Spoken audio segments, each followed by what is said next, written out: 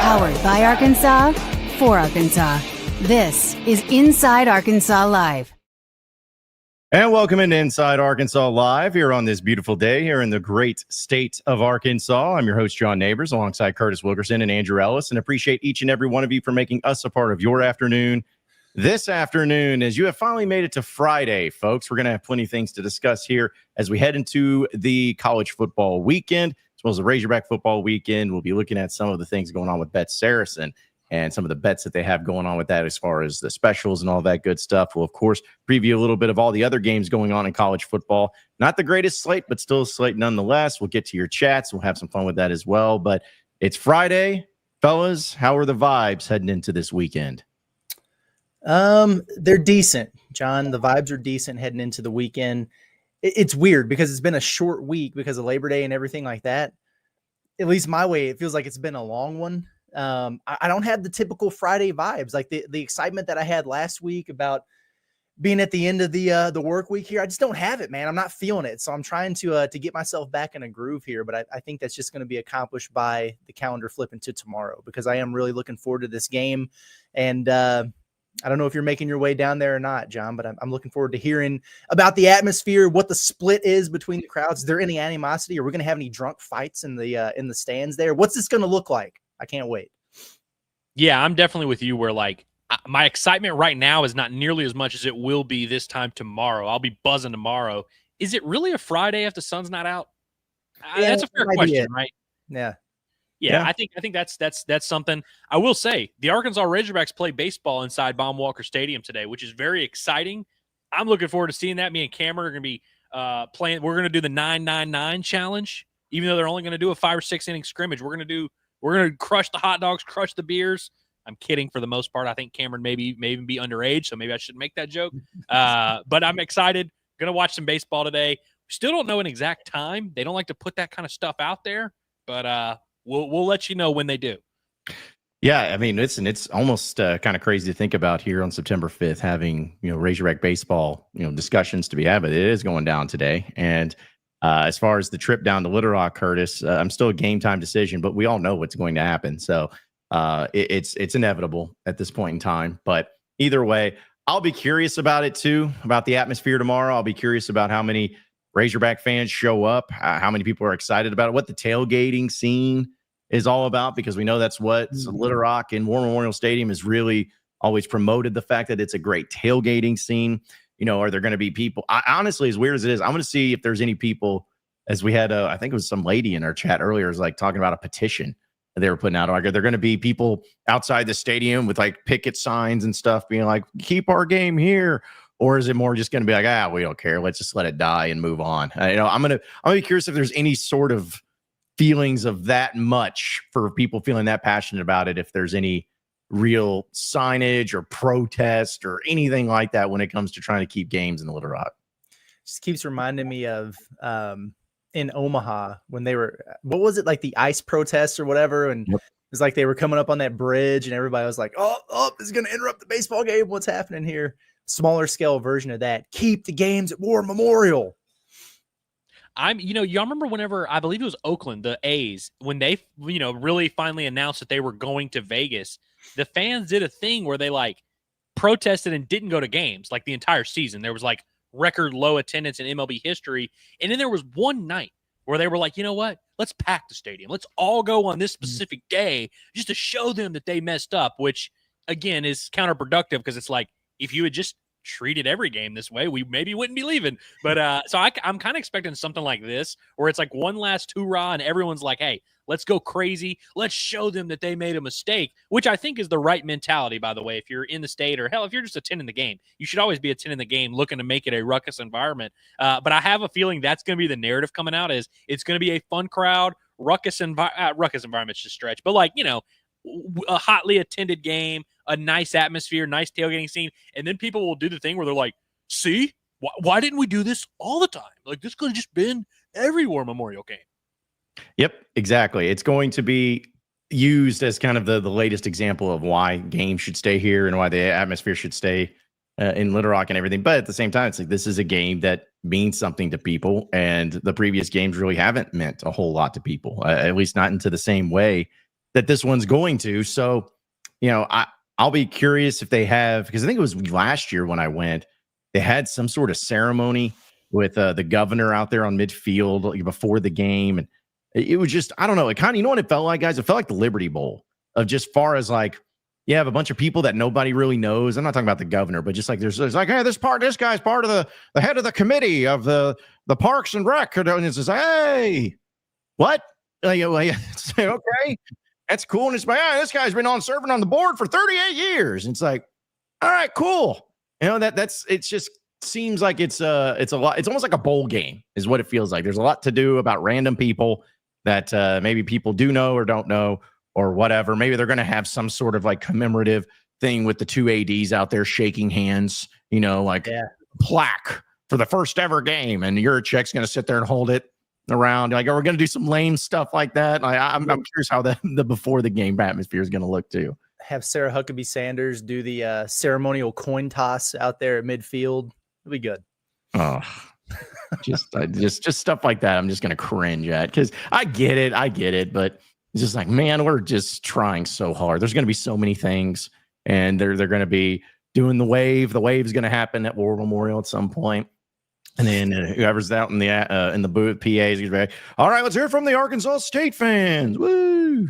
All the Razorback fans. Woo! So it's just, I'm going to be sitting there shaking my head a lot down there at War Memorial. But game's still going to get played. Hopefully the rain holds off. I know there's chances of it tomorrow, but because there's nothing worse, fellas, than War Memorial Stadium and the surrounding areas when it's raining, because that place is on grass and on a golf course that's not intact anymore.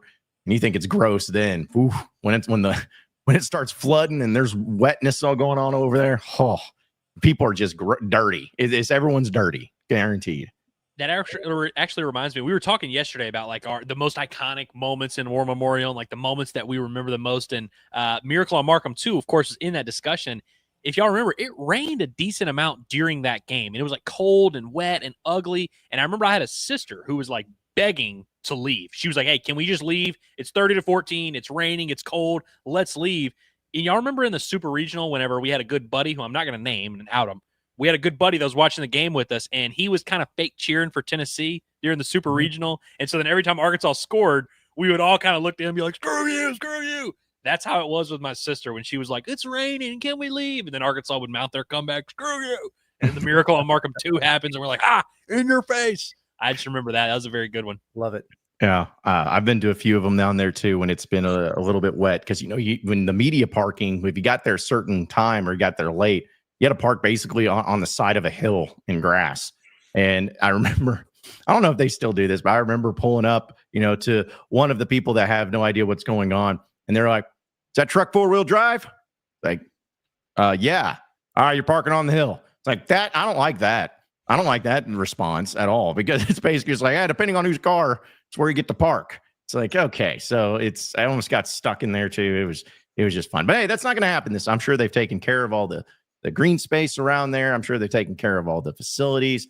I saw that they were promoting that they do have their hydration stations ready to roll down there at War Memorial. So it's going to be a time. It's going to be a time. And want to remind everybody that tomorrow morning, we're going to be doing our Inside Arkansas Football pregame show starting at 9:00. A lot of fun last week, so we're going to be doing it again tomorrow morning. And then, of course, we'll have our postgame following as soon as the game ends tomorrow against Arkansas State.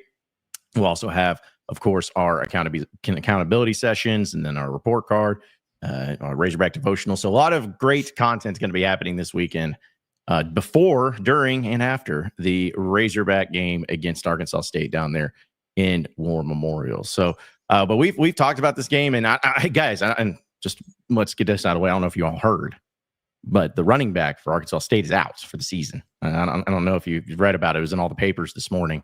But it looks like that they're going to be without one of their best guys in Jaquez. And I know that's, it's not something that, is ever, like something that you want to hope somebody gets hurt. But it is going to be one of those things that could have a significant impact on this game, because we know that the Arkansas State defense or offense has been one of their strengths, and they have pretty balanced. They have a great wide receiver. The quarterback's very talented, but the running back was really good. So to see him being out in this game, it's going to be interesting to see how that impacts the game itself and how the Razorbacks actually approach it in that form of, are they going to take advantage of it? Is it going to just be the same type of game? Like, what impact not having their best running back, arguably their best offensive player, is going to have on the Red Wolves of A-State? Yeah, no doubt. I'm going to probably do some more research tonight ahead of our pregame show to figure out what the depth and everything looks like behind him and how they might replace him. But you hate to see that, man. It sucks. And we talk so much about, is this as big of a deal as it would have been a decade ago or whatever to the players on the rosters? Because there's not that much Arkansas representation on either roster, frankly. And I think there's only like a dozen guys for Arkansas State or whatever. Well, he was one of them. And a Fordyce kid who's a hell of a player for him. I know that he's quick. They like to throw it to him out of the backfield. He's really good. And it stinks that I think, and correct me if I'm wrong, but it was an injury sustained in practice. Mm-hmm. And that sucks. I don't think he got hurt in the game last weekend, but anytime you have that too, that just kind of compounds the level of, misfortune when it comes to something like that. So hate it for the kid. I don't know if he was a senior or what that's looking like, but probably preserved a red shirt either way. So, speedy recovery and all that, and hope to see him back out there. But yeah, we'll see what it looks like for Arkansas. I think Jalen Rayner, Rucker, those guys are still going to be the primary areas of focus for Travis Williams of that defense. But from a purely football perspective, it certainly doesn't hurt if the opponent's missing one of their better players there. Yeah, it sucks anytime anyone gets hurt. It sucks, and like you said, one in practice where it's like it's one thing if we're playing the game and you kind of know when you're going into a game, you're laying your body out on the line. Not that it makes it better, but it's like you kind of know, and it sucks. And I don't mean that in a facetious way of like, oh, hey, this is going to help Arkansas. If Arkansas was dependent on a running back getting hurt to win this game or even look good in this game, there are much bigger issues at play here. But Curtis, you touched on the matchup there a little bit. I think the passing attack is what Hog fans have been most nervous about coming into this matchup of like, hey, they threw the ball for 350 yards. They've got this awesome receiver Rucker. They got this athletic quarterback Rayner. It's going to be, it's going to be a nice test.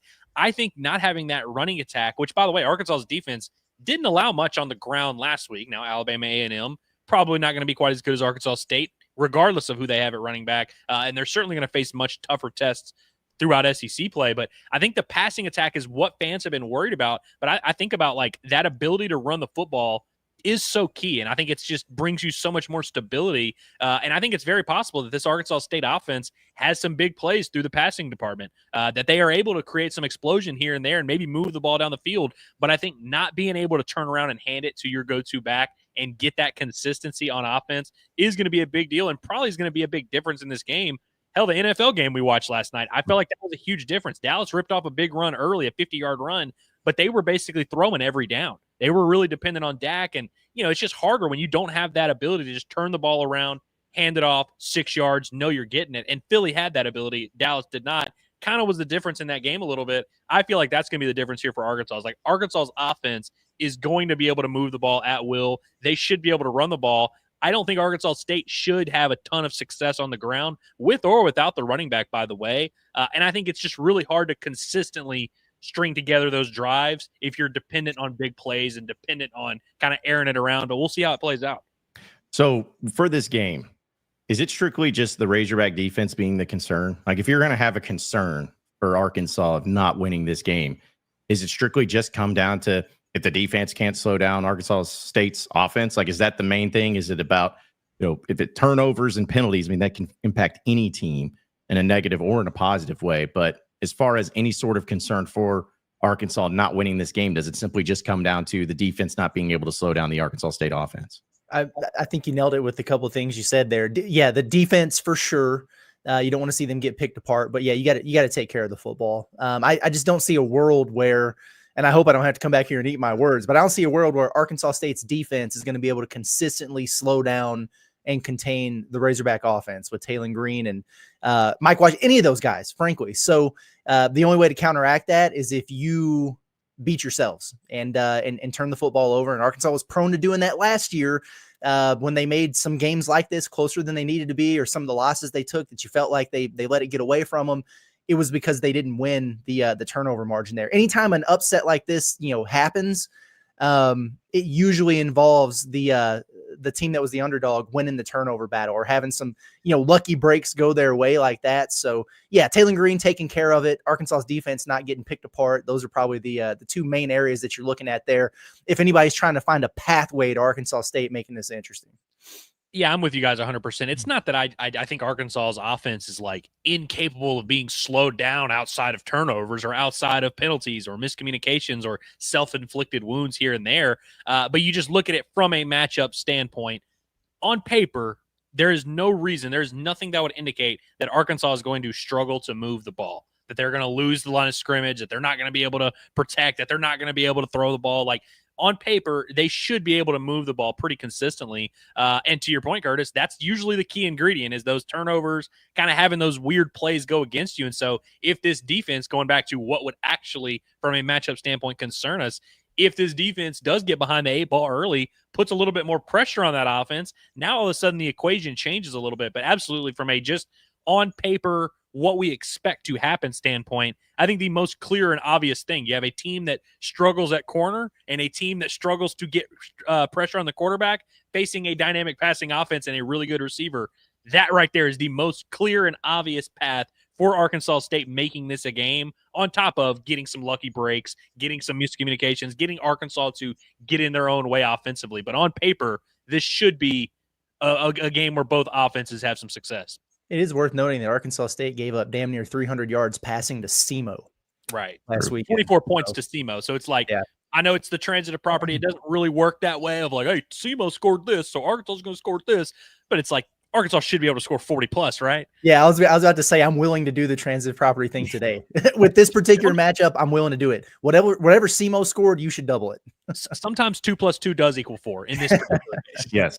Especially with Bobby Petrino and Taylor Green and all the weapons that they have, it should become something like that. So there's something I do want to bring up specifically about Sam Pitman and these particular games, but want to remind everybody that here on Inside Arkansas, as well as the Inside Arkansas recruiting show and podcast with Dudley Dawson, one of our official sponsors here is Goat Lab Breweries, but specifically Goat Lab Red, which is a new place in Fayetteville. They had their grand opening this past weekend, and it is the ultimate place to be when it comes to Razorback pregame and post-game. You can stop by their location at 1214 North Garland Avenue right here in Fayetteville and get you some of the best brews and burgers around. You can sip on their signature Goat Lab brews like Razorback, Tusk, as well as Tusk Light. And a lot of you who may not be going down to the game in Little Rock this weekend, well, hang out at Goat Lab Red. They got all the TVs set up with all the great food, like their signature burgers that you can come and check out. And it's a great spot for that, as well as a great spot for lunch because they are open during their lunch hours. So be sure to check it out as they're open on from Tuesday through Thursday, 11 a.m. to 9 p.m. And then Friday and Saturday, 11 a.m. to 10 p.m. And yes, they are open on Sunday, 11 a.m. to 6 p.m., to which they have a great deal where you can get all you can eat pancakes, as well as your choice of 2 Goat Lab brews or 2 mimosas for just $16. It's that simple. It's that great. So be sure to check out Goat Lab Red here in Fayetteville again, 1214 North Garland Avenue. Check them out for pregame, during the game, post-game, lunchtime, anytime. It's always Goat Lab Red here in Fayetteville.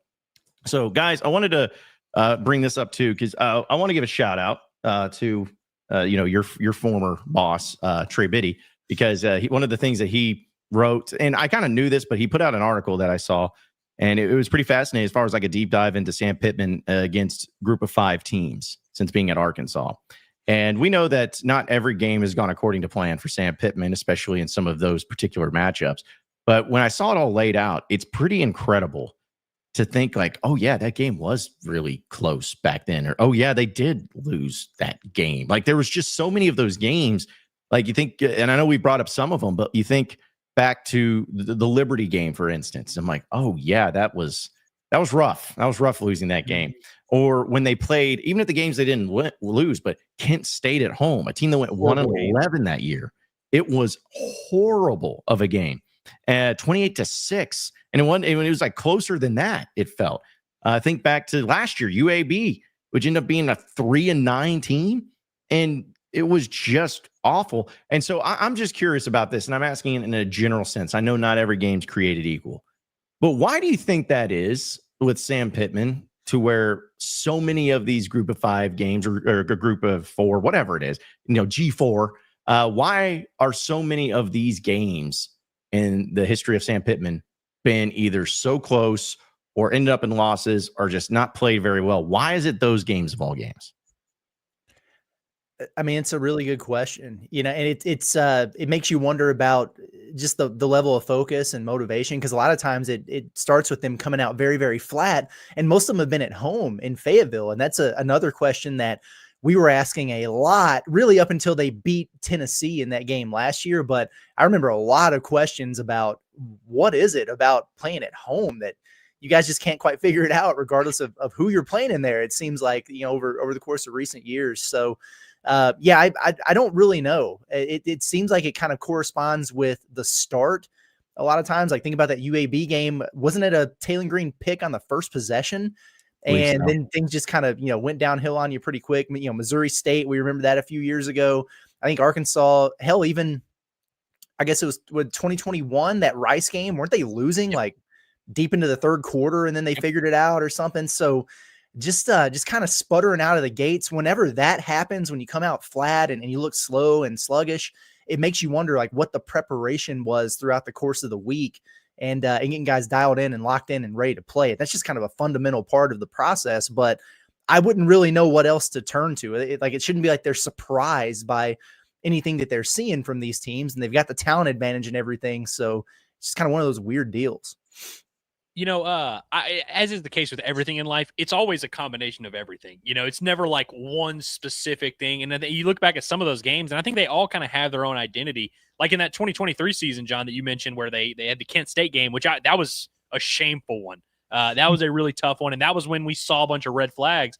They also, of course, lost to BYU later. I think literally the next week. That one may have just been a case of a bad football team. I mean, that team went 4-8, and we've seen that a little bit. We've seen, like the ULM game, of course, Brandon Allen was hurt, but it's like that was just a bad football team. And I think there's a little bit of that, but we've seen some 6-6 Razorback teams that beat Ole Miss, that accomplished some things, that beat Tennessee, that have played bad in some of these settings. So there's definitely something to it. And Curtis, you touched on the start. I think there's something to it. There's a Teddy Atlas is a boxing guy, and he always would talk about when he's coaching a fighter in the middle of the fight, he would always tell the fighter, like, hey, next time we'll look pretty, but like this time you got to dig down deep. You got to really you're fighting for your life right here. And you have to convince your team or your fighter, hey, this is the most important task of your life right now. Next time, we'll worry about next time when it gets here, but this is the most important task of your life. And for Sam Pittman, we've seen him against some top teams, whether that be Alabama in 21 or Tennessee last year or LSU, whoever, LSU in 23, that same team that we talked about played well in Baton Rouge. Sam seems to be able to push the right buttons sometimes and really get these guys believing of like, hey, this is a big game. This is the biggest moment of your life. Let's go out there and take it. It's really hard to do that bit when you're playing Rice, when you're playing UAB, when you're playing Arkansas State in War Memorial and you're going to take a 3.5-hour bus ride. It's really hard to sell this is the biggest game of your life. But we find the great coaches in this sport always find a way to make sure their teams don't have that. And so to your point, like usually once they settle into the game, once that rough start is over with, the talent kind of takes over and you're a better football team. And so you find a way to win. But it does seem like there is a stumbling out of the gate issue. And I think it leads to, like, I don't know what it is he's saying pregame, but I just don't know if that message of like, hey, we're the underdogs. This is a big game. This is a huge moment. I don't know if that works in these type of settings. That's the only thing that bothers me about this is, because Sam talked about, well, yeah, all the pressure's on us. It's not on Arkansas State. And it's almost like a case of reverse lemon booty. If you think about it, like some teams, it's the big games, the big matchups where you're not really ready for the moment or crunch time, and like executing down the stretch to make the right plays to win the game in the end. But it seems like it's, boy, if like kind of the mentality of, well, if this does go wrong, we're in trouble, man. We can't have that. And it's like you're overthinking it or something. You come out a little bit flat. I'm going to call it reverse lemon booty. That's my official diagnosis. Well, I mean, it's as good as anything at this point because I feel like there is a little bit of a comparison of the Houston Nutt angle in the way that Pittman can get his team up for some big games and can get them to play better than maybe what we expect or what others expect or whatever. But then there's just times where it's unexplainable almost of why they come out flat or not looking good or whatever it is. Like I remember, for instance, because it was the 2022 season. that defense was historically bad. It was the worst pass defense in the country. They were giving up 1 billion yards a game. And for some reason, they decided against LSU at home to only give up 13 points. It's like, what? Why? And then the next week, they blow out Ole Miss at home. What? Okay. Like, what sense does that make? It's just, there'd be certain games where it just doesn't add up. It doesn't compute. And that's the same year that they lost to Liberty by 2 points. It's like, none of it makes sense. And that's why I'm always fearful, especially when it comes to this season. I know we give our predictions, and we're going to always give our predictions and always look ahead to games and whatnot. But just given the history of Pitman's, it would not surprise me at all if Arkansas wins this game by 10 points tomorrow. Wouldn't surprise me at all. But also wouldn't surprise me at all if they win by 30. I have no idea. I have no clue what to expect. And that's what almost makes it a little bit more emotionally draining, I think, for Razorback fans, and maybe why they're always on edge about the football team, about Pitman and everything, is because it's been a roller coaster, man. There's been times where it's been really good. Last season had a really good win against Tennessee. That was really fun. But then there are other times where it was just about as embarrassing and frustrating, like the Ole Miss game. And there were other ones where the games were so close and you couldn't understand why you couldn't do anything at all. Like, it just, none of it ever really goes the way you think. And it's exhausting and it's draining and it's weird. And so that's why it's like, I never know what to expect in these games at all, much less the group of 5 teams that Arkansas is going to be facing each and every year. It makes it tricky when you're in this industry and you do predictions every week. You know what I mean? Because I feel like very strongly that Arkansas is going to win and cover this game, but we have been trained like those little lab mice to expect the unexpected. Whatever you think the most likely outcome is, that's usually not the case. So, John, I know you had a poll that you put out there. We'll probably talk about it a little bit later. And I wonder how many people are feeling that way when they vote on the poll. You know what I mean? It's like, yeah, close game. It's just, that's the way it always is with Arkansas in these games. And you pick that hoping that you're going to be wrong, because whatever you expect is usually not what happens. Yeah, I think in herein kind of lies the big picture frustration that I think a lot of people have with the Pitman tenure. There's this narrative that Pitman's this incompetent guy that doesn't know what he's doing at all, and that's not true. Like, clearly they've had success in very specific areas at different points in throughout his tenure, and sometimes it's not even the same areas. And so I think that's kind of the thing that gets me, is that you go into some matchups and they're super prepared in some areas. Oh, but then they have 12 penalties. Oh, and maybe they clear up the penalty thing. They're all good. Oh, but now there's 4 turnovers. And okay, now we're not turning the ball over. Oh, but now our offensive line, we're jumping offside. It's like there's always kind of something that pops up. And I think going into some of these matchups, it's very easy to go in and say, I mean, how many times have we heard Pitman say, well, we had a great week of practice? You know, it's very easy to go in and say, I think we've done everything we can and we've prepared the best way we can. But then something pops up, whether it's the slow start, whether it's just the lack of energy, or the O-line, D-line, penalties, turnovers. Like, there's always kind of something there. And again, I think the narrative is that, like, Pitman is an idiot that can't figure these things out. And I would push back against that. But it does seem to always, there's always, it's like, and I always use the whack-a-mole reference. It's like there's always going to be something that pops up. There's always some way where you can leak. And I think in these matchups, you just find a way to do that. And to your point, John, it's not like this is an unseen concept that only happens to Sam Pitman. It happened throughout the Houston Nutt era in a different way. Now, of course, his highs were higher, but it seems to be kind of a recurring theme. And I think when you're a program like Arkansas, who, as we know, not high up there in budget in terms of their roster, not high up there in terms of their recruiting rankings, in terms of the talent they have, your margin for error is that much smaller. And so I think when you have such a small margin for error, you really cannot afford to not be on your P's and Q's in just about every way, shape, and form. And I think so many times in some of these matchups, whether it's a big moment like the Georgia game or whether it's a small moment, it just seems like there's not everything. It's like you're almost there and there's a good team in there somewhere, but there's these things that always seem to pop up. And that's kind of the big question, is like, will that always be a thing, or is there kind of a ceiling on what the program can accomplish because of that? Yeah. And see, that is kind of what always concerns me anytime that you have, the Razorbacks out there trying to compete and trying to do a game. Like, it's always going to be in the back of my mind. Like, tomorrow, Arkansas guys could get up 7-0 on that opening drive and look crisp, just like they did against this past week against Alabama A&M. and it's not going to give me any sort of feeling of confidence.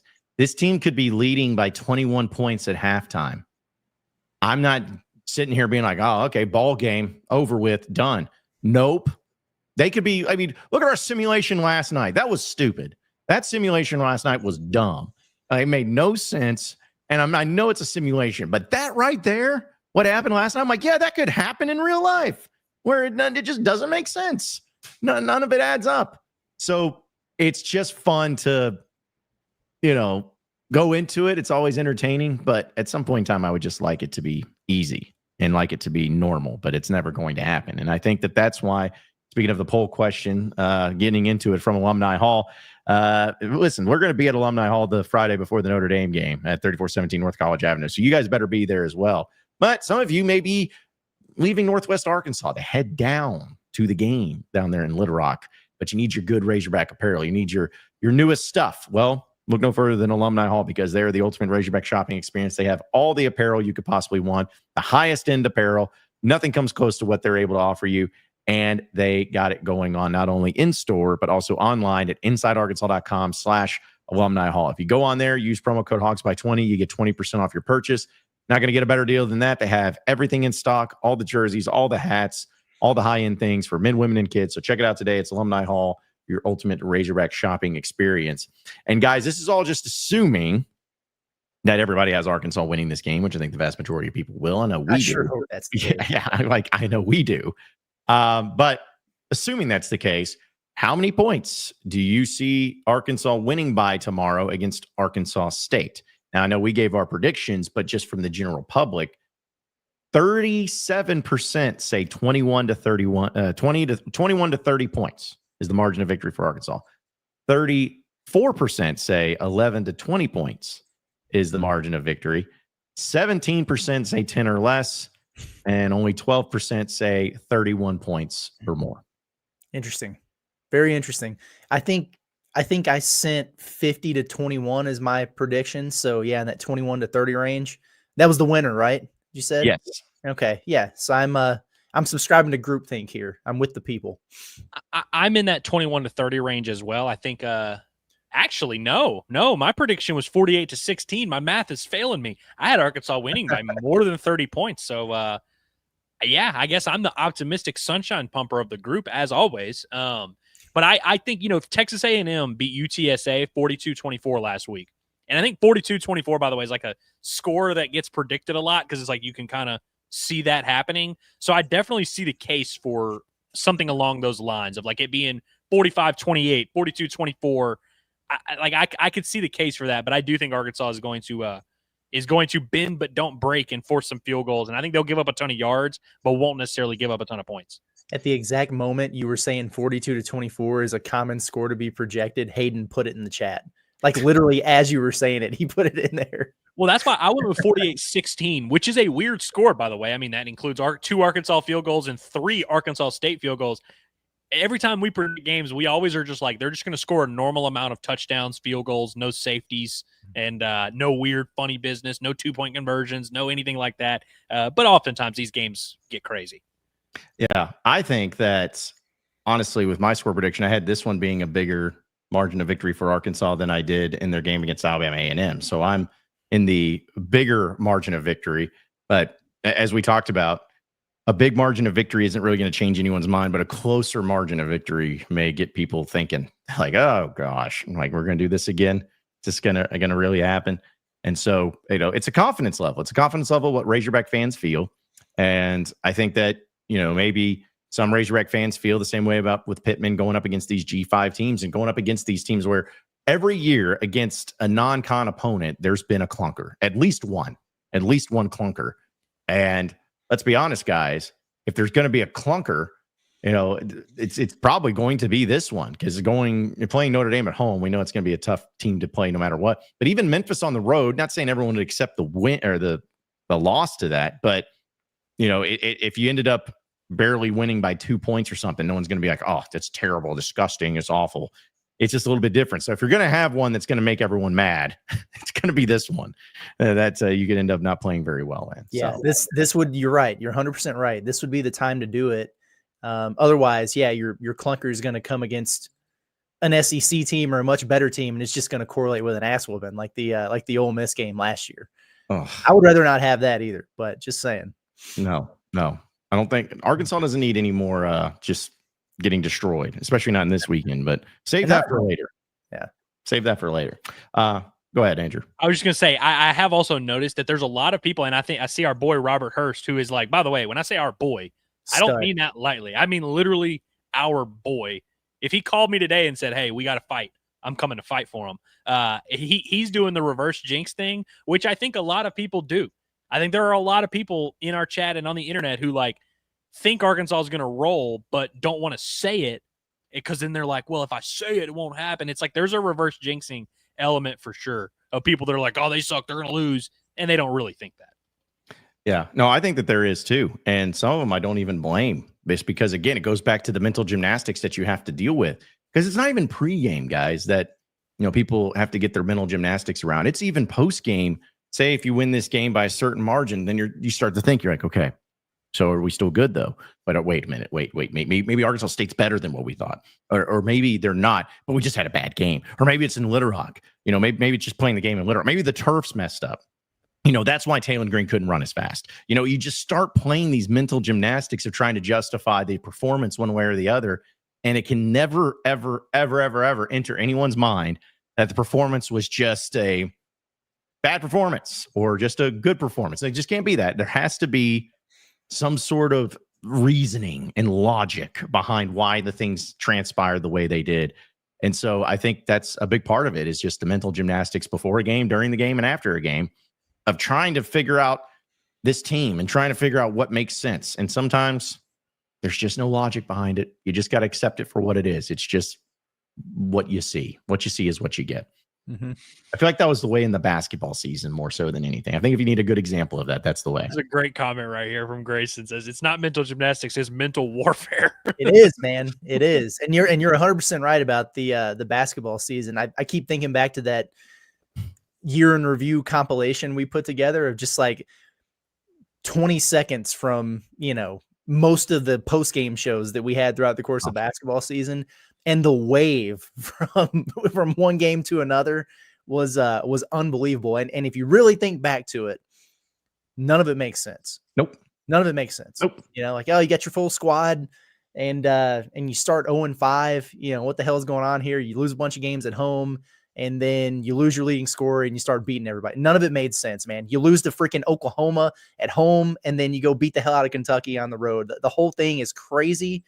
It's Razorback fandom lifestyle. It's nuts, man. And that's really the issue here. And the problem that we have as sports fans and analysts and whatever you want to call us is that we make the assumption that the better team wins every time.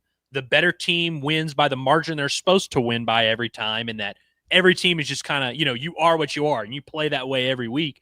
And we just know that's not true. Like we know that if you beat, a really good opponent, that does not mean you are incapable of losing to anyone worse than that opponent. And so I think it's so funny when people like, we'll say like, we beat that team and they're ranked up there. So why are we not? And it's like you kind of do this thing. And by the end, week one, it's kind of early because we have such a small sample size where we're like, hey, Arkansas State did X last week. They're going to do Y this week. And Arkansas did this. Once you get into the season, by about week 4, we realize we don't know anything. Yeah, that's when you just throw out you throw out the record books, throw out the research, throw out the papers, throw out everything. Yeah. I'm just going to say, because I know we'll move on to other things, but I cannot experience the basketball season that we had this past year again. Oh, God. I just can't do it. Like the end result was fine. Great.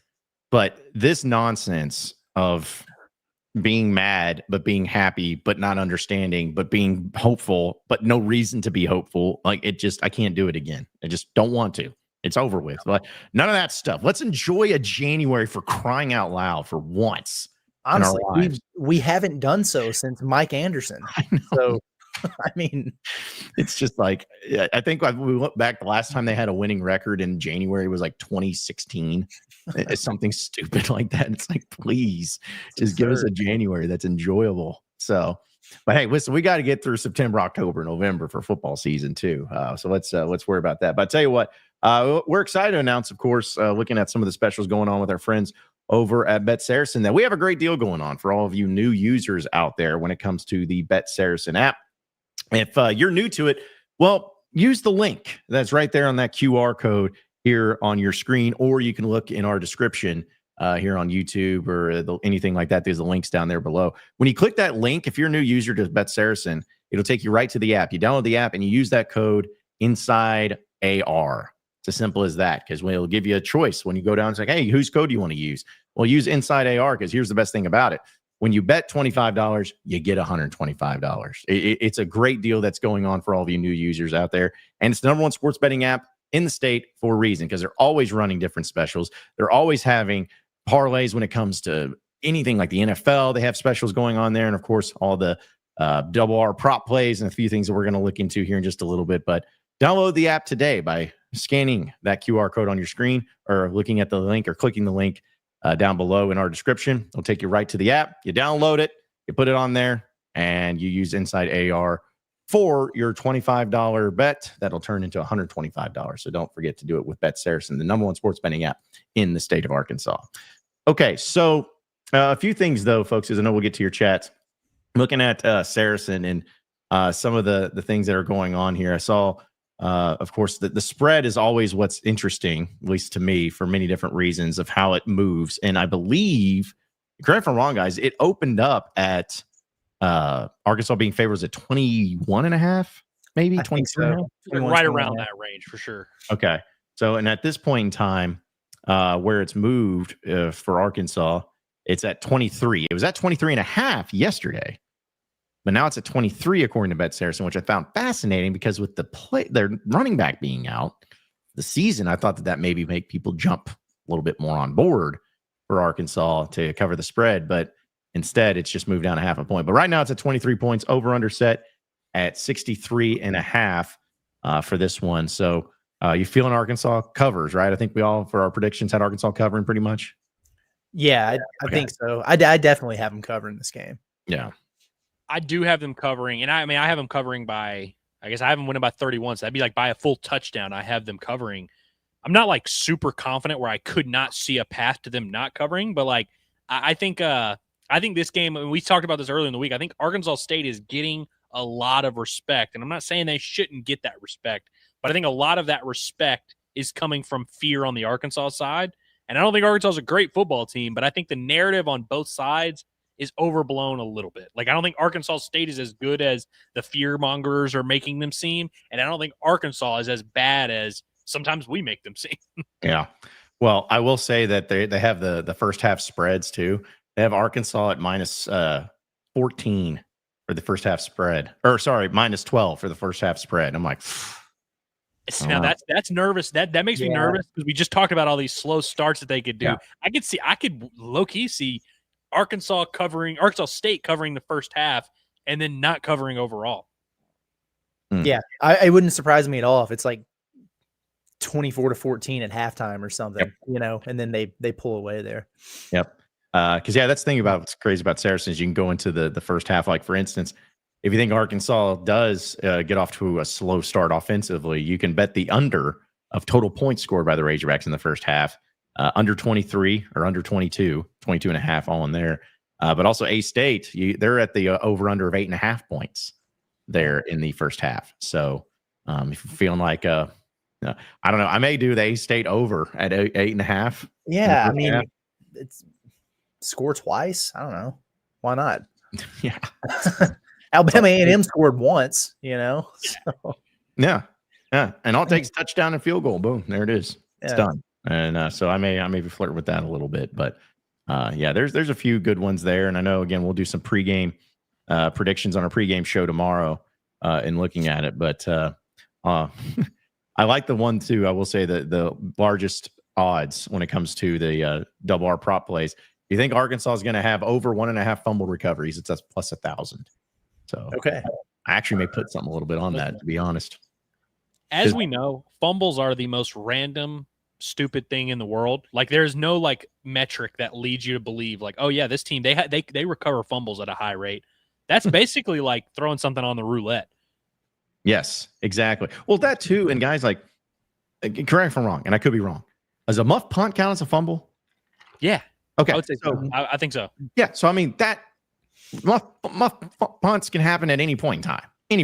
So I could totally see something like that happening. But yeah, just also to let everybody know too, if you're feeling really crazy, Arkansas at 10 plus regular season wins, you can still get on some action plus 4,000. So, think for a 10-win season, then you're feeling good about it. But either way, yeah, check out Bet Saracen, folks. They got all the deals going on right now and all the great specials that are happening there as well. But we appreciate them being a partner of us and now having our own little code now. It's customized, for us, just us. So if you're big fans of us, be sure to use that code.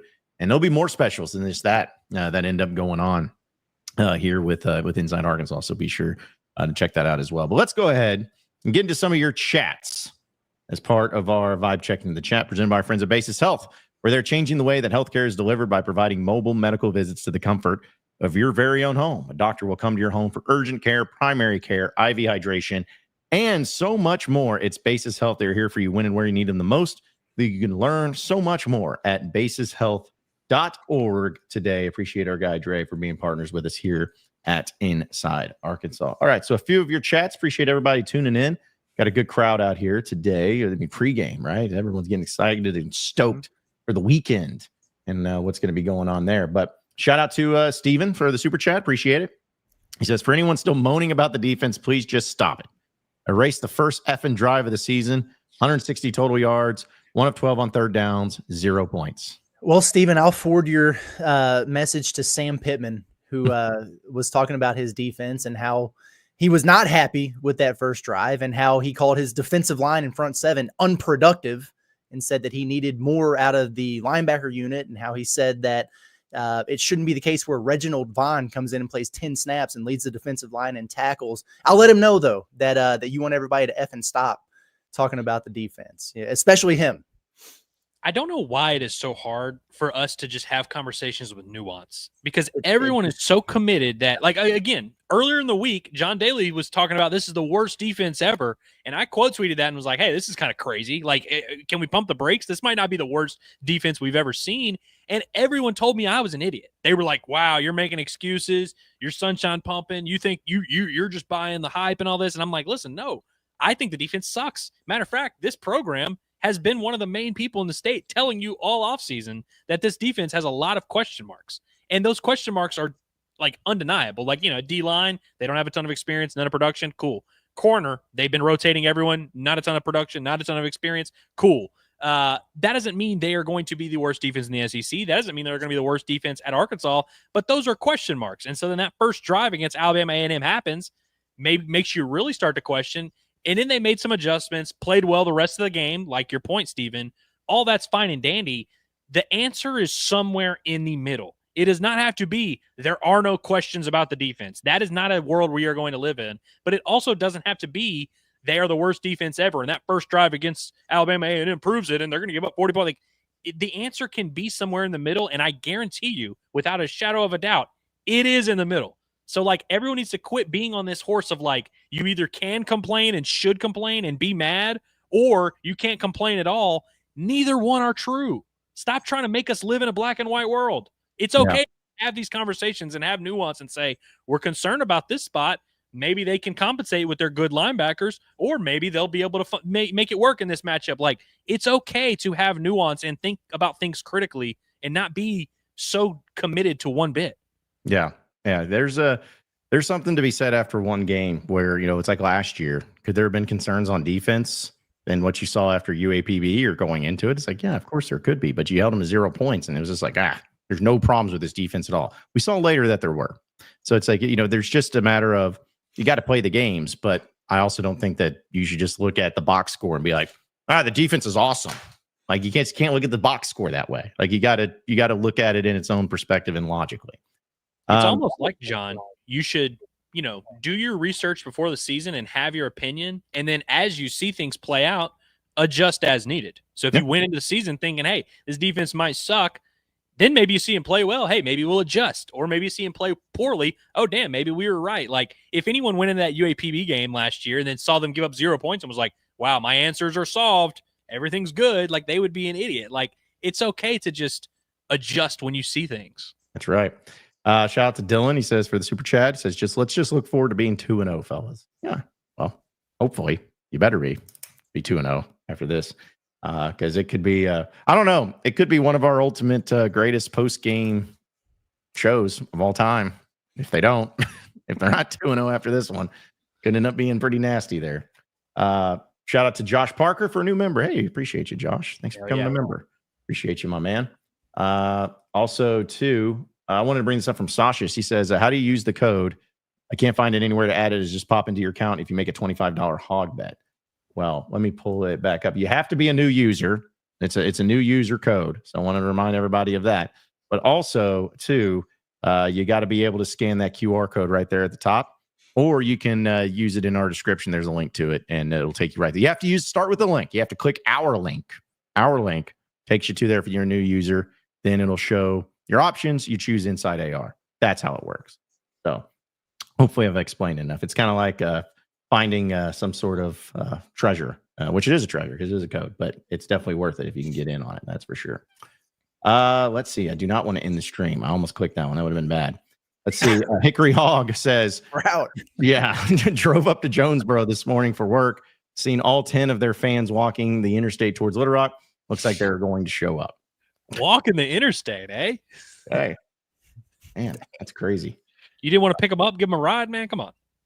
Yeah, come on, Hickory Hog. The folks in Jonesboro told me they're expecting 12 to 15,000 Arkansas State fans all dressed in black for this game. We'll see if that's the case. Like that. Well, we were talking about the color thing the other day. I do like that. If you're an Arkansas State fan, you got to wear black. Yeah. So I was going to say, do they normally wear red? And I know their colors are red and black, but I just would assume that they'd wear black all the time. I mean, that would be my vibe. I bet there's a good amount of people who own red Arkansas State merch. Yeah. I'm sure it varies a little bit, but I bet for a normal home game when they're playing a team that has purple and gold colors, I bet you see a decent amount of red. And Arkansas is the home team, right? They are the home team, and they're wearing the reds. Okay, that would be bad. That would be really bad if that was the case. See, Josh says, listening on my lunch run, y'all are helping me get through the pain. That's what we're here for. Help ease your pain through your runs. But keep up the run there, man. Hopefully we don't say anything that gets you in any bad shape. So the Grove Comedy Club says, you are being live streamed at Goat Lab Red and Fable. Yes, we are. We if you go there to Goat Lab at lunchtime, you'll see our faces there. I'm sorry, but you'll get to see them. Listen to us. Don't watch us. Just listen to us there. Yeah, enjoy your meal. Have a couple brews before you're looking at the screen, you know. There you go. Or you get us out there. So yeah, but appreciate them. Appreciate Goat Lab Red for being a part of it. Trey says the Buzz had someone on from the stadium today and said he would like to see one end zone taken out and build a multi-purpose facility along with soccer. That's if no football any longer. I mean, does that sound almost like they're like punting on the idea of continuing to play football here? A little bit. I think that, well, again, I'd have to know the quote and hear the context, but I'm wondering if maybe that's just like a contingency plan, because I'm sure you have to have some sort of plan in case they say to, hey, Bombato, hey, go away. We're not having your games anymore. And you got to be like, well, crap, what do we do? It's like you probably have to have some sort of option, and maybe that's an option there. But yeah, I don't know if they stop playing Razorback games there, and it's not like they've been playing a lot anyways, but if they stop playing Razorback games there, I am going to be curious what ends up happening. Do they try to, because the only thing the biggest event that'll have there will be the freaking Salt Bowl. So it's, you're going to, and that can't even get 55,000. That'll get 30, 35. But, do you try to make it more of a multi-purpose thing? I don't know, but I'm still pissed that they closed the golf course and haven't done squat with it since. So who knows what's going to happen? Little Rock politics, man. What are you going to do? Let's see. Finch says, being from Northeast Arkansas, there's entirely way too many people excited about this game tomorrow, especially ASU folks. Well, I mean, they should be excited. I get why Razorback fans may not be, but I feel like Arkansas State fans should be excited about it. Yeah. Let's see. Also, Transplant Tech says, Ellis, be sure to check out left field area for the proposed along a way to video board. Yeah, I'll go out there and scout it a little bit, and I'll start to draw up my own blueprints of how they can make that work. Yeah. Is there any like media stuff with Dave or coaches, anything with this weekend? I think there's a chance they will do on-field stuff, but I imagine that will probably be with players, not Dave. But I don't know. Sometimes Dave does pop in for a quick little 5 minutes. Yeah. Okay. Shout out to D Nelson for the super chat. Appreciate you. I think we had a follow-up. Is there a follow-up? Here's his follow-up. Yeah. Okay. I see a lot of commentary on team, but it does not matter that they didn't really need to scout the team before playing them, then made the adjustments necessary to shut them out. Yeah, it's talking about did that not factor into like the start of the game or whatever? Gotcha. Just because, and it was a little bit of a different situation because Alabama A&M, new coaching staff, they did come over from the Division II ranks. Like there wasn't as much film or whatever. And I remember, Sam Pitman talking about how, they watched a lot of Miles College film for schemes and like Alabama A&M tape for personnel and all that. So sure, there's certainly something to that. But at the end of the day, it's an FCS school against an SEC school. You know what I mean? And it was pretty emphatic the way that drive went down. So I understand why it stuck in the craw with a lot of Razorback fans and Sam Pittman and the players. Like none of them were happy with how that went down. And they did adjust and they were fine the rest of the game there. But to your point, it's, first game, some of that stuff's going to happen. First drives, they're scripted, just like Arkansas's was, in terms of the exact play sheet and what that's going to look like. And you just got to go out there and execute it. But I'm just of the opinion that if you're the SEC team in this equation, it's like everybody has a plan until you get punched in the mouth thing. And it was Arkansas that got punched in the mouth on that drive, but they got back up. Okay. And they won the fight. So it's fine. I could be wrong, and I often am, but I feel like on the post-game show, Curtis, we did talk about this, and we gave credit where we were like, hey, credit to T. Will and his staff. Like, they make adjustments. They figured out some things. Like, they saw some deficiencies, and that's one thing the staff has been very good at is when they feel like they have a deficiency, they do what they can to hide that and to alleviate that and to try and maybe threaten you with other things, and they found a way to do that against Alabama A&M, which, to your point, is what you're supposed to do. They played UAPB last year and gave up 0 points. I know that Alabama A&M is a little bit better than UAPB, but it's like that is kind of like you should be doing that, and they eventually did what they were supposed to do. So all fine and dandy. I'll give them credit, but I guess if you're expecting us to have like a big picture take about that of like, oh, they made adjustments and shut down Alabama A&M, therefore that means the defense is actually not bad and they're actually good. I can't go that far, but I can give credit to the coaching staff, which I have no problem doing. Like I think T. Will does do a pretty good job for the most part, adjusting, kind of knowing his personnel, knowing where his weak spots are, but those weak spots were exploited in the first drive there. And it was definitely a positive to see him figure it out after that drive, but it is a little bit themish. And so figuring it out before they get popped early is going to be really important as you start to play better teams where momentum's a really big deal. But like the first scrimmage of fall camp, it was the ones versus the ones, and the offense shoved it right down their throat, like quick strike, big play, drive, touchdown. And then the next scrimmage a week later, it was the second team offense against the first string defense. And the second, the defense had 4 penalties or whatever. And the second team offense drove it right down their throat and scored a touchdown on them. They adjusted both times and figured it out. But then that theme carries over to the game of, okay, first drive, you get picked apart and you get figured out. Fine, that's good. You'd rather have that than get a stop on the first drive and they give up points for the rest of them or whatever. But you want to get that rectified in your preparation and everything before you play Arkansas State, but certainly before you go to Ole Miss next week, where if they pop you with a touchdown, 3 minutes into the game with a quick drive and you get that crowd going and everything, then your backs are really against the wall. It becomes increasingly more difficult to overcome slow starts like that the further along we get through the schedule here. Yeah, and also too, like I'll be honest, if Arkansas shuts out Arkansas State, for instance, tomorrow, say if they win 49-0, something like that, I will 100% give a lot of credit to the defense. Be like, all right, that's good. It's a good follow up, and Arkansas State's got a decent offense. If you shut them down completely, that's good. Mm-hmm. Now, do I think that they're going to do that same thing against Ole Miss? No, but it will certainly make me feel a lot better about it. And instead, if they gave up 30 points. It would make me feel good about it. So it's all about the games and who you do it against. That's what it's about. We'll get into some more of your chats. We'll also look at the heads to some college football games and some action going on this weekend. But I want to remind everybody that we're presented by our friends over at Walter Christmas Lighting of Arkansas. We are getting closer to the holiday season, and with Halloween just being around the corner this fall, you need to get your lights lit up. You need to get your house all decorated. And if you're in the Northwest Arkansas or in the River Valley area, there's no better place than Walter Christmas Lighting of Arkansas to get it done, because they're professionals. They're the best in the business, whether it's Halloween or Christmas or both. Give them a call today. Give them a text today. They'll give you a free estimate on our guy Brett over there. They provide all the materials. You get to choose the color. You get to choose how the pattern looks, and they install the lights themselves. And they do a great thing to where they'll take a picture of your house and they'll show you in an actual graphic of what it'll look like, how it's going to look, what it'll go down as, and it'll really wow you as far as how it looks and the affordability of it too. You're not going to get a better deal, especially when it comes to you being someone that gets Halloween lights. If you want the Christmas lights as well, you get the Christmas lights for 50% off. It's that simple. So text our guy Brett for a free estimate at 479-459-1380.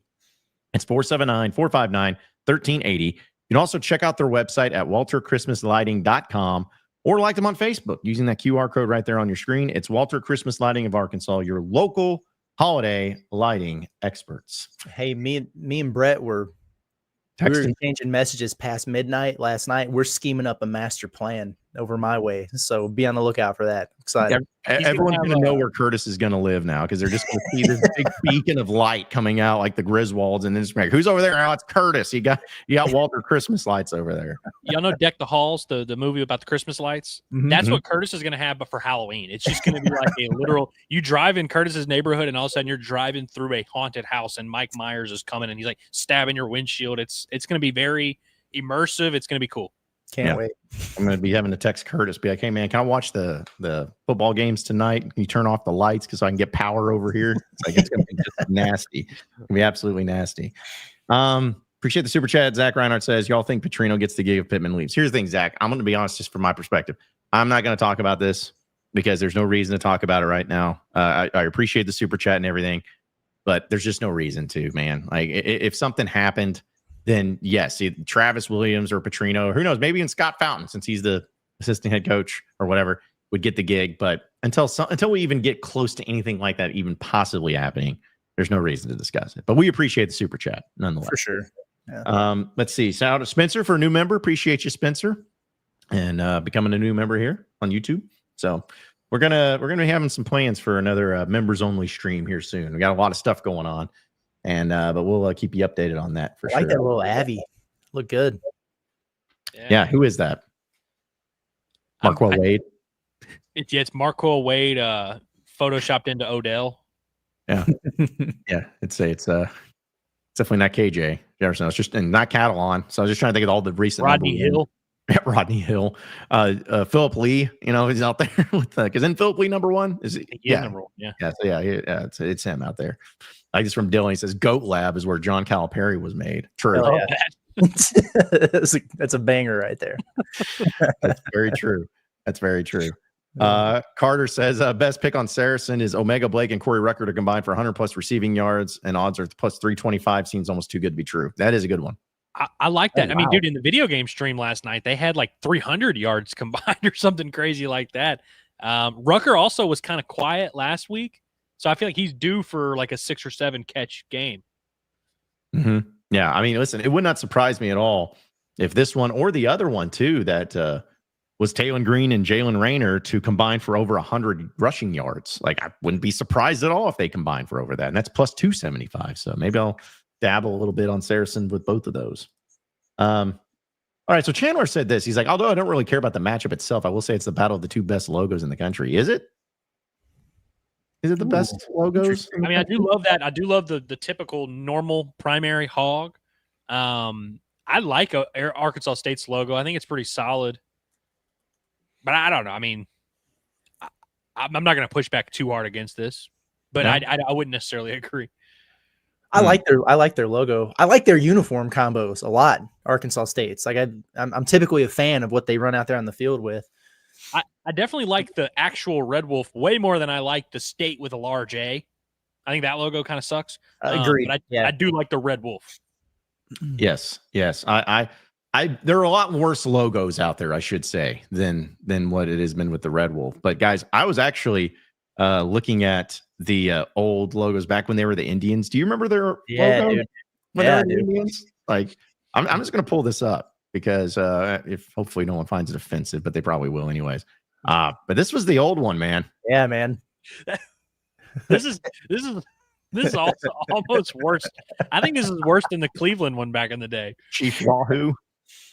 And by the way, the, I'm not one of those people who like is very upset about like people being Indians and people being Redskins or whatever. But like, if there were an offensive Indian logo, I think this would be it.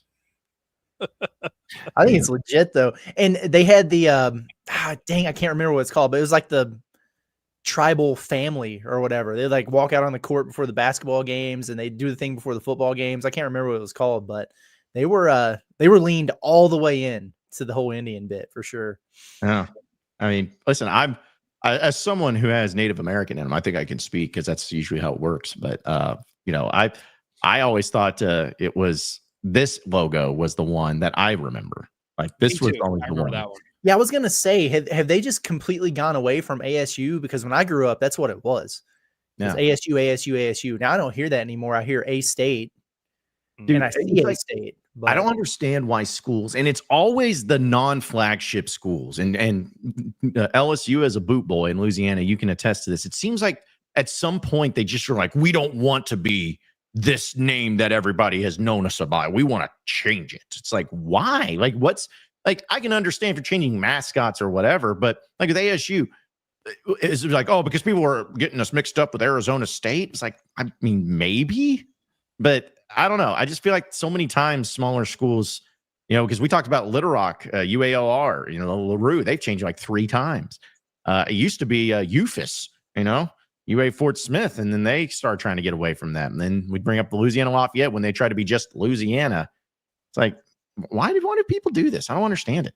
I think Arkansas is the right answer here of its branding. It's you're trying to do whatever you can to get your university to catch on and for people to notice and to people to say, oh, hey, this is cool. And oh, wow, it maybe it catches people's attention more than whatever they were doing before. And so that's why I think a lot of these small schools constantly are switching up their logos, switching up what they call themselves, switching up their chants, switching up whatever they do. You're just trying to catch on and gain traction and a little bit of an identity crisis. Yeah, a little bit so. Let's see. Also, Robert Hurst says, is anybody as pissed off as I am about Hunter your checks, quick response to Dave's request for seats and bomb Walker Stadium bomb with the BOMB? Made me laugh. Walker Stadium. If Dave Enwarn asked for it, you give it. That's how this bleep works. All right, Robert. I touched on that yesterday that I honestly, and to be fair, like that is an oversimplification of whatever Dave wants he gets. Like I get why you can't actually do that, but I mean Frank Broyles thought Dave was a moron when he was like when he got hired and he's like, hey, we need more seats. He's like, why on earth? At this point in time, nobody was making a profit in college baseball. It was like a crazy notion that you would add seats. But Frank was just like, you know what? Dave loves this. This is what he wants. I'm going to trust him. I'm just going to do it and, build it and people will come. That's the whole premise. I think there's something to that. And I can't speak. I don't want to speak for Dave. I'm not trying to speak for Dave.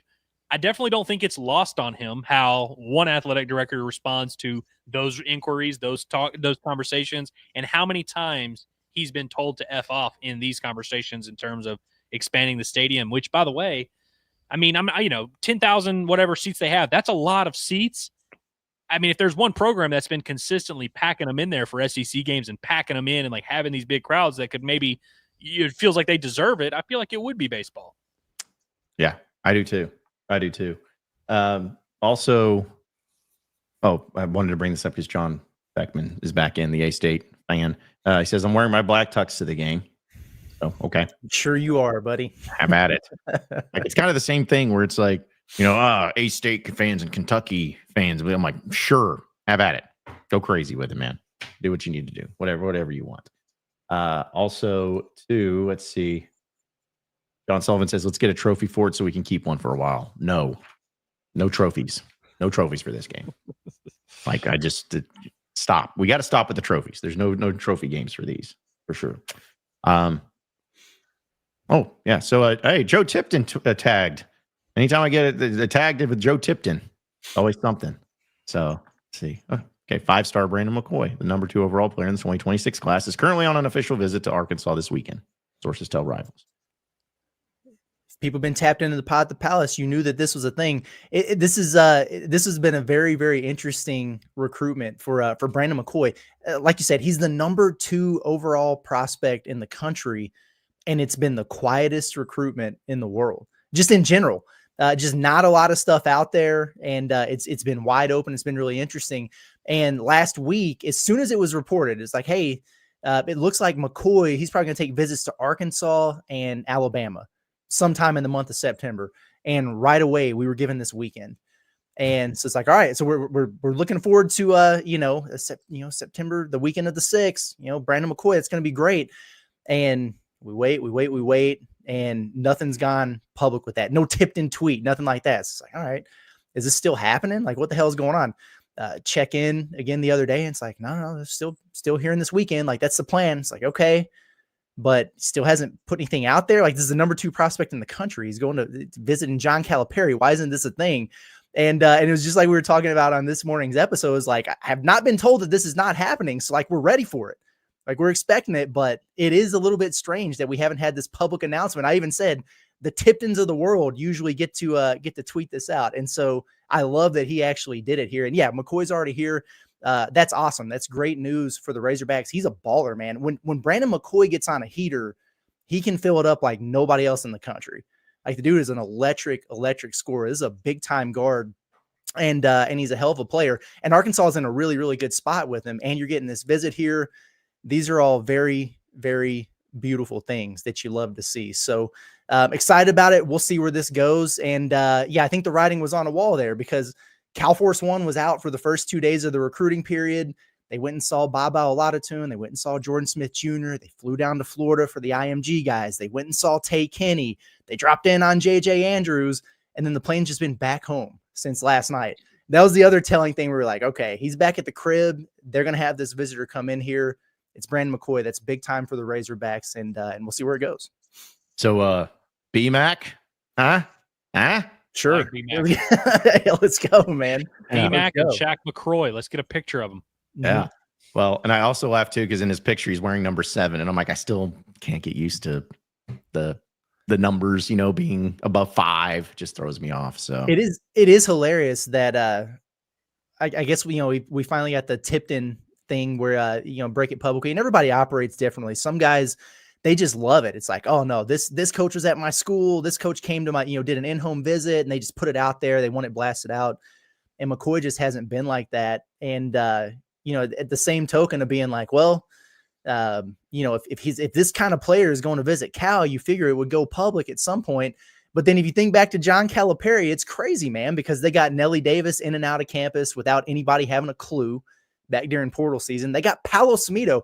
He's the biggest human being on the planet. And he got in and out for a visit before he committed, and nobody knew about it. Like, it's just the craziest thing how John Calipari is like the, he's the brand. He's got the aura. Everybody's eagle-eyeing everything that he does, and he's able to get these recruits in and out. And I was wondering if that was going to wind up being the case here with McCoy, which would have been hilarious. Like, oh, it's just a number 2 prospect in the country that was on campus all weekend, and nobody knew about it or whatever. But I'm glad that they put it out there. So big deal for the Hogs. I love it. Well, I know why they're able to, nobody's able to see them, is because Cal teleports them, because that's the only explanation that he can have. Man. Yeah. It'd be one thing if you're getting a big time baseball player, because it's just like, okay, that guy looks like everybody, but when you see a guy that's 7'3", coming in, you're like, this guy's here probably for a reason, I don't think he's starting a job at JB Hunt. Right. Isn't it weird how, and I see this from, where'd it go in the chat? I already lost it, but somebody said, remember when a 4-star visiting was a big deal? And it's just like, it's the number 2 prospect in the country that's here for a visit. And like, we're excited about it, but we're all very much just kind of like, cool. Yeah. It's just come to be expected now with this guy. Like, last week you had a top 5 guy in. All right, cool. Whatever. Oh, JJ Andrews just got his 5th star. He's, the 11th best player in the country, the 5th highest committed player in Razorback program history, I guess, since the modern rankings era. And we're just kind of like, oh yeah, that's great. Mm-hmm. Who's next? It's fine. Oh, next week you got Jordan Smith Jr. here. What? Like, it's crazy, cool. Man. Dude, I remember when it got reported that Kajani Wright was even like thinking about calling Coach Muss, and I was like, holy cow. Like, I remember that, and that wasn't that long ago, and I was like, wow, that's notable. Kajani Wright couldn't even get a roster spot at Arkansas these days, man. It's crazy. Hell, someone like Isaiah Joe, realistically, I'm sure they would have made, they would have scouted him and found out, hey, this guy's got something, we'll bring him in. But it's like, it really is a question of whether or not that guy would be able to be on this roster. Because he was in that like 80 to 90 range of his class, if I remember correctly. Yeah. And like sometimes Arkansas will kind of mess with that, but like that's kind of a thing of the past. Yeah, I'm just getting to the point where it's like boring. I mean, wake me up when the third one comes on a visit. That's a 5-star McDonald's All-American. It's insane, dude. It's really nice too. It's really nice. Okay, so we'll get to some of your chats. We'll also look into the college football weekend, but want to remind everybody that Freedom Boat Club of Arkansas, great sponsor here of us at Inside Arkansas, because even though the summer is winding down, the weather's starting to change, doesn't mean that the boats just suddenly go away. You can still have access to boats by getting there on Lake Hamilton and Hot Springs, Greer's Ferry Lake, also the river down there in Little Rock, as well as some new locations that's going to be coming up. And Freedom Boat Club of Arkansas can help you out with that, where they give you the access without the commitment. So if you want to get out on the boat, check out all the great beauty that's going to be having this fall on these lakes and in these rivers across the great state of Arkansas. They're going to help you out with it. So check them out because they have so many great access, so many great options for you to choose from. And if you text the words Inside Arkansas to 501-270-6477, that's 501-270-6477, you can get 50% off your initiation fee. You can also check out their website at freedomboatclubar.com. That's freedomboatclubar.com. Okay, so we'll get to some of your chats. Actually, real quick, I'll get to the super chat before we get it going. But Steve Boren just said black tux for an A-State funeral. Makes sense. Yeah, totally, bro. That's what's going to happen. They ain't ready for it, man. Okay, so let's see. A few games. You said it before the show started, Ellis. Week 2 just ain't as much as week 1. Is exciting, but still games nonetheless that are going on. We'll start at least in the SEC. You have a crack up that's Texas and San Jose State is at 11 a.m. on ABC. Like, okay. Really? Yes. It's almost like this Arch Manning guy is, they're thinking that he's going to be, everyone's tuning in. But yes, San Jose State, Texas, 11 a.m. is on ABC. So that if that doesn't tell you the type of games and the slots that are out there, I don't know what does. But Texas A&M, Utah State at 11:45. Sure. On the SEC network, you got Georgia and Austin P happening at 2:30 on ESPN Plus. As far as the SEC goes, you really don't get into a decent game until 2:30, where you have Ole Miss and Kentucky. Now, obviously, this is the one that we talked a little bit about yesterday, but one I know a lot of Razorback fans are going to be watching at 2:30 before the Razorback game itself, because your opponent being Ole Miss next. Team, of course, lost to Kentucky last year. It's in Lexington. Ole Miss is favored by 8.5 points, according to Bet Saracen, but that line's come down a little bit. I think it was around 10 earlier in the week. Yeah. So I feel like Kentucky can pull off the upset twice in a row. Anybody feel that way? No. I don't know, man. I just don't think they have the offense. If Ole Miss scores 20 points, that's it. You know what I mean? Like, I just don't think they could. That would be an insurmountable lead. I mean, what was the score last year? Like 16-14? Yeah, it was 14? weird low. It was a weird game. It would have to be that. And we don't really know how good this Ole Miss offense is going to be, but I think we're all on the same page that it's probably going to be pretty damn good. Like, I know we can't just assume that a first-year quarterback with a historically great play caller, he's a 5-star, we can't assume it's going to be good, but it'll probably be pretty good. Mm-hmm. Yeah, so I don't want to talk about Ole Miss, but I forgot. I just looked up their schedule last year. Guys, I forgot they had 3 losses last year. They lost by 3 to Kentucky, lost by 3 to LSU in overtime, and lost by a touchdown to Florida on the road. That LSU game, they blew that one so bad. Yes. It's unreal. That one was disgusting. Honestly, all of their losses, like, they had no business losing those games. Like, low-key, Ole Miss should have won out. Yeah. That would have been miserable. That happened. They beat Georgia, didn't they? Did I make that up? Smoked them like 28-10. Yeah, that is actually unreal that Ole Miss, like, them not making the playoff last year is maybe the biggest failure of Lane Kiffin's coaching career, and that's saying a lot. Yeah, it really is. It really is. So then you have Tennessee playing East Tennessee State at 2:30. Okay. Now the border war, or whatever you want to call this crap, the Missouri-Kansas game. Oh, that's a banger. It's one that apparently Missouri fans care a lot about, as I've noticed, but also unique because Kansas has played 2 games already. They're 2-0. So going into this one, Missouri, according to Saracen's, favored by 6.5. This game's being played in Columbia. But I don't know. I think you said it, Ellis. I'm kind of feeling maybe Kansas comes in there and messes around and gets a victory. Kansas has played Cans to start the year. They're 2-0 against 2 Cans, but they have looked super good against those Cans. And I understand that's a very important qualifier. Like, they're going to face a much better test on this defense, but like Jalen Daniels, Hawk fans know that dude's good. He's a playmaker. He's healthy. Yeah, he's a baller, man. I mean, he's like a fifth-year senior at this point. I mean, hell, we saw him in the Liberty Bowl 3 years ago, and he looked pretty damn good then. He's gotten a lot of experience. He's been there for a while. I think Leipold's done a good job over there. Like, I think Kansas is going to be a tough out. Yeah, I do too. It's on ESPN2 at 2:30. So you have that one. You have South Florida going to Florida at 3:15 on the SEC network. So that's an interesting game too. Now this is a trap. This is an obvious trap because South Florida looked so good last week. They played the game of their lives. They completely dominated Boise State on the defensive side. Florida played Long Island, which I cannot believe Long Island has a football squad. Yeah. Hammered them. I have a question about like how if Florida, I'm sure they're going to be good. They had a great offseason. DJ Lagway, 5-star. He did not practice throughout fall camp. And obviously that didn't hinder them in week 1 when they played Long Island. Don't be surprised against that South Florida defense if DJ Lagway looks kind of average. Just don't be surprised. 18.5 is a lot of points. I'm walking into the trap. I like the Bulls. I got to be honest. Man, I'm not here to complain about schedules because whoever Florida, dude, come on, man. Like they play South Florida. They go after this to LSU, to Miami, and Texas at home in 3 straight weeks. That's insanity. Like that, those are all top 10 teams, borderline top 5 teams, and you're playing them all in a row. And then, after that, they go on the road to Texas A&M. No biggie. They get an off week by playing Mississippi State at home, and then they go and play Georgia. Then they also have to go to Ole Miss, also play Tennessee, Florida State. Like that's incredible, man. Like if again, I'm not going to ever feel sorry for anybody about their schedule, but just that looking at that, it's brutal. That's brutal. Let's see. Also, the South Carolina State. How come that one's not getting the love? Huh? How come that one's not this historical cool thing? You know, where's all the pomp and circumstance surrounding that one? Same with Louisiana Tech and LSU. Boring. The one though, there's a couple of them, but like Mississippi State, Arizona State.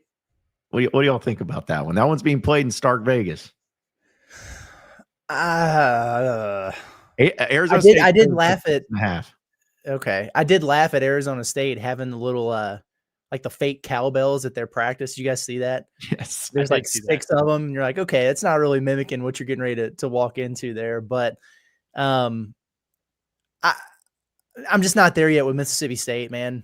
I know it's at home or whatever, but it's not like they've been great there. In fact, when a while back we had that SEC graphic that came out of like home winning percentages or whatever of SEC teams, and Mississippi State's was just not good at all. Yeah. I think that they're better than they were last year, but I think Arizona State, I don't think they're as good as they were last year, but I think they're further along than when they saw each other last year, if that makes sense. I think Arizona State's going to win this game by a couple touchdowns, and I don't think there's going to be a lot of drama there. Did you say the number for that spread, John? 6.5, according to Saracen. 6.5? Arizona State. Oh, dude, I love Arizona State there. I thought it really was going to be like 14, in which case I was going to be like on the fence about it. Oh, dude, I love Arizona State to win this one. Although I will say, a little bit of a red flag. One, the cowbell thing, like you mentioned, Curtis, not really going to properly prepare you. Although Dillingham did say that. He was like, I know it's going to be way worse. Like, I'm not, we understand. We just kind of wanted to get it in our brains. Why did Dillingham say the weird thing where he's like, we had to stay an hour and a half away from Starkville because every hotel is a casino? Why did he say that? I don't know. That was like kind of weird, right? Yeah. Like maybe it's against their religion to stay in a casino or something. I don't know. Yeah, that was strange. I will say though, guys, too, I know it's early, but it's a 6:30 game. It's on ESPN2. You can get into the door in Starkville for $28. Like that's pretty surprising to me. I know Mississippi State. Opponent? Yeah, that's what I'm saying. Top 15 opponents, a night game, Starkville. But I don't know. I saw that. I was like, geez, you can get into that game cheaper you can for Arkansas and Arkansas State at War Memorial. How does that make sense? Similarly sized venues too. Ticket. Yeah, seriously. What about Michigan, Oklahoma? I feel like this might be the most overrated game that's probably not going to be as good as what people maybe hope. This game's in Norman. Oklahoma's favored by 5.5 points, according to Bet Saracen, but still 2 top 20 teams nonetheless. I think it's going to be a fairly low scoring game. I mean, both those teams are really, really good defensively. I like Oklahoma. I probably like them to cover. I mean, they're at home, and you've got, hey, Bryce Underwood's going to be really, really good, but this is a true freshman quarterback going on the road to Norman for his first road start, playing a Brent Venables defense that's really, really good. I don't know how well that's going to go for him. I don't think that they're going to try to overexpose him there, but I do think Michigan's going to look a lot, pretty one-dimensional because of that. A lot of running of the football, I would imagine, but despite his gambling problem, I like John Mateer. I think he's a good quarterback. We'll see if he'll get Isaiah Satania the ball more than Taylon Green did or whatever, but I like Oklahoma here. I think it's going to be a competitive game, but I like them to cover in this one. Yeah, it's interesting, the difference in experience at quarterback, because Bryce Underwood, by the way, looked awesome last week. Like I was really impressed. Like I see the vision. I kind of see why he was a 5-star. I see why he's making whatever he's making NIL wise. But you're right. Like dude, going to Norman, that is a huge step up in competition. I mean, we just saw Arch. I know that going to Norman and going to Ohio State, not necessarily the same thing in this particular season, but we saw Arch, a third-year quarterback, look completely mystified out there in that atmosphere, just got swallowed up by it. Not saying that's going to happen to Bryce Underwood, but wouldn't stun me at all if Brent Venables had some things dialed up for him. The thing that I don't like about Oklahoma is their offensive line. I thought their offensive line was atrocious last year, and it looks just as bad this year. Like Mateer, credit to him, he made a lot of plays, but he had to really throw under duress a good bit. He had to make some things happen, and he's a veteran. He's experienced. He's going to do that, and I like their skill guys, and I think defensively they'll be solid. But I do think this is going to be a ugly 19-17 type of game here.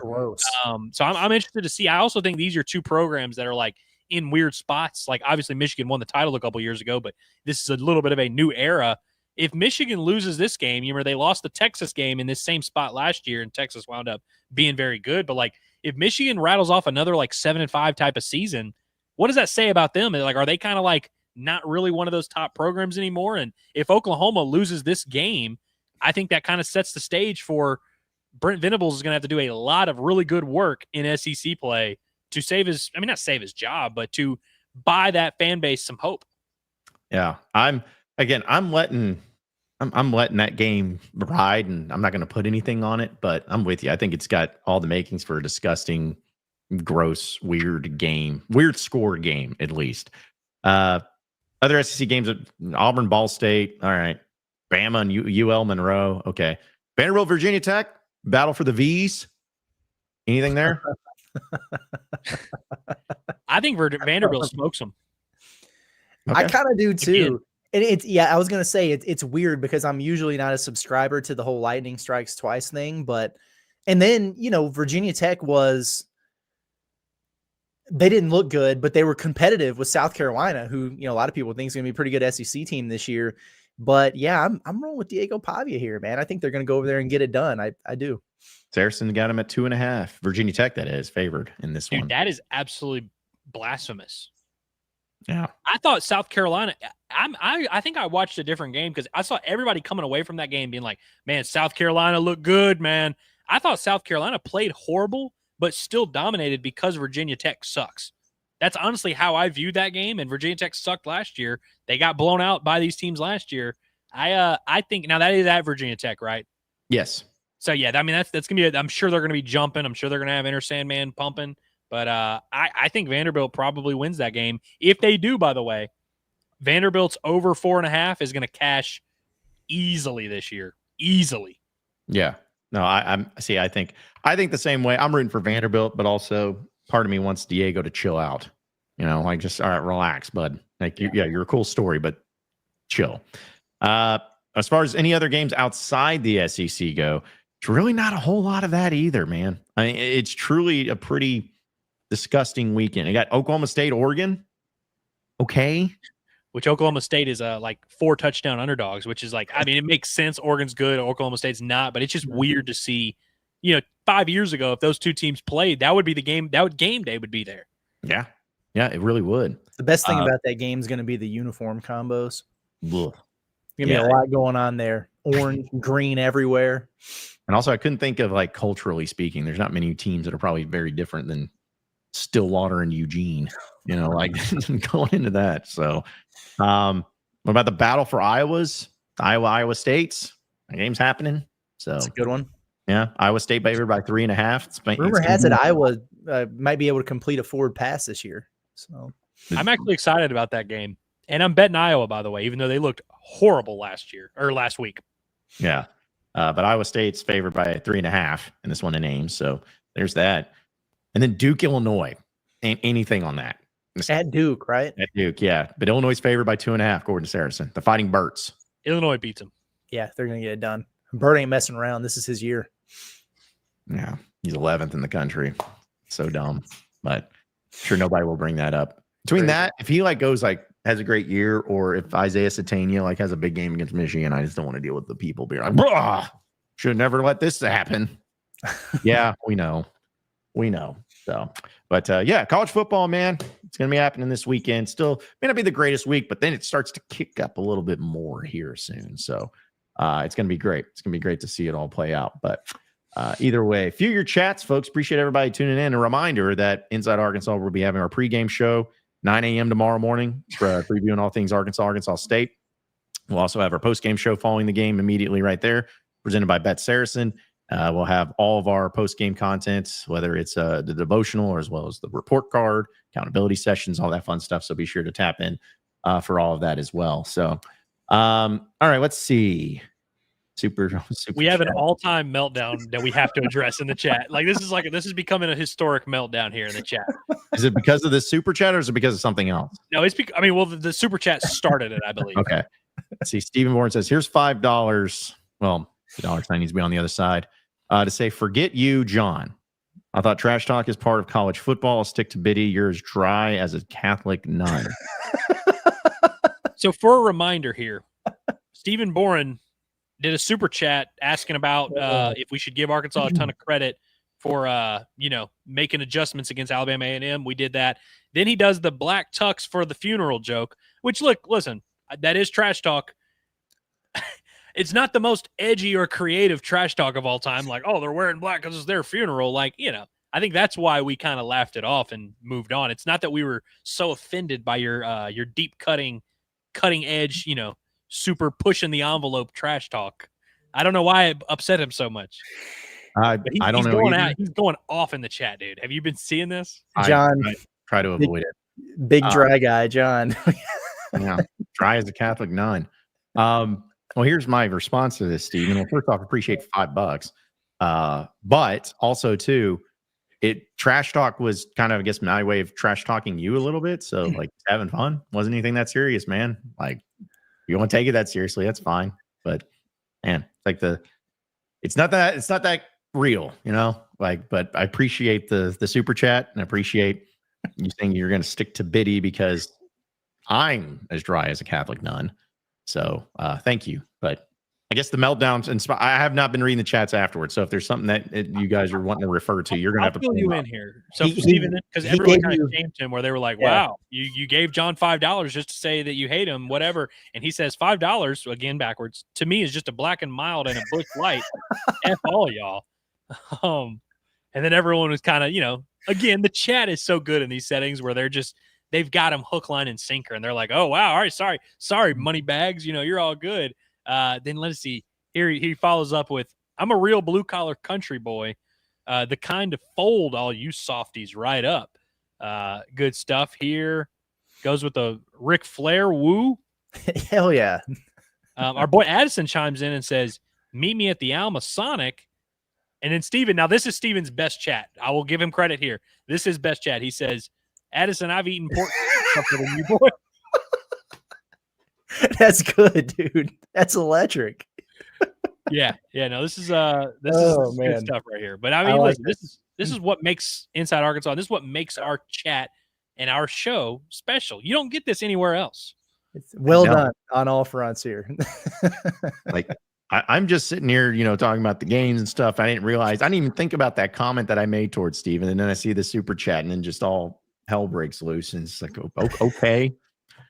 It's whatever it takes, man, whatever it is. It's just funny how all that just transpires. And of course, all of that because you didn't laugh at his black tux joke.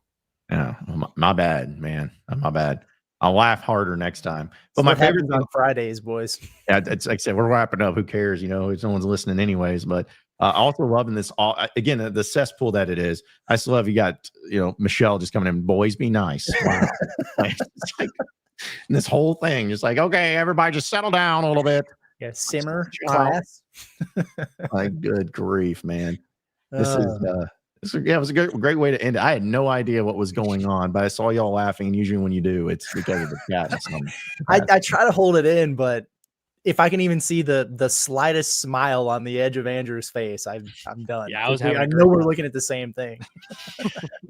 Golly. A few of other chats. Hopefully that doesn't end up, turning into World War III here. Evan just says, will they travel everybody to Little Rock? Oh, like on the team? I think maybe not everybody. I don't think there's a limit on it. I could be wrong, but I think this is basically a non-conference home game in which you can basically bring everyone. But I'd be wrong on that. So someone correct me if I am. Yeah. Let's see. Lane says Cameron looks like if Andrew had no facial hair and shorter hair. So how do we go from Cameron looking like me to now looking like Andrew? If Andrew looked completely different, then him and Cameron look alike. It's true. Yeah, I don't know. I agree with that. I think this is kind of like how when we see anything happen in sports, we're like, that reminds me of the 2012 Arkansas team. It's like, we just find things to associate. Sometimes you just associate things. Is Cameron, is he the ultimate doppelganger? Guess like, so. is there just something Surely, about yeah. him where he kind of resembles everyone? I mean, he's just molded into one. It's kind of like that South Park episode where they talk about the futuristic people, and it's just like all the genders and races molded into one, so no one really knows they're distinct. It's kind of, apparently Cameron's just inside Arkansas looks just molded into one. Like he's the ultimate intern for that, apparently. Speaking of, William F. Pig says, intern Cameron going to make regular appearances when Curtis is on dad duty. He was electric. Man, Cameron's getting hyped. Sure. It's up to him, right? Yeah. I mean, it depends on if he can pencil us into his otherwise demanding schedule. But we'll see. You'll just have to tune in and watch out for it. Let's see. Also, there's another one I was gonna bring up. Where was it at? Oh, this one from Dalton Motorsports says, Cross being out makes me concerned that there will be even more of an emphasis on passing, which appears to be something we struggle against. We'll see what it looks like. I mean, I don't know. Like. They were using him in the passing attack. Yeah. Almost even more so than they were handing him the football. It's interesting. He's like a weapon out of the backfield there.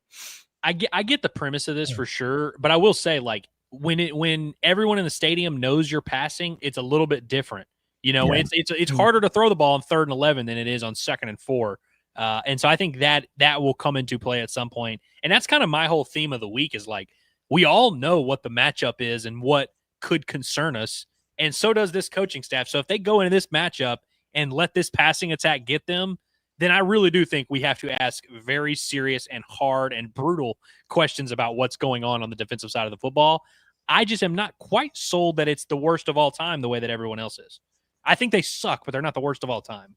Yeah. And I also, too, I don't know. I look at it as, they'll put an emphasis on passing. No, they're going to put an emphasis on going after Arkansas's weakness. And if that's in the passing game, they're going to put an emphasis on it. Like, that's not going to, I don't think that, oh, crap, our best running back's out. Now we're going to have to utilize the thing that Arkansas is not very good at when we weren't planning on doing that originally. It's like, no, they've done scouting. They know they're going to try to establish the passing game. So, all right. Well, fellas, any final thoughts before we roll out of here for the day?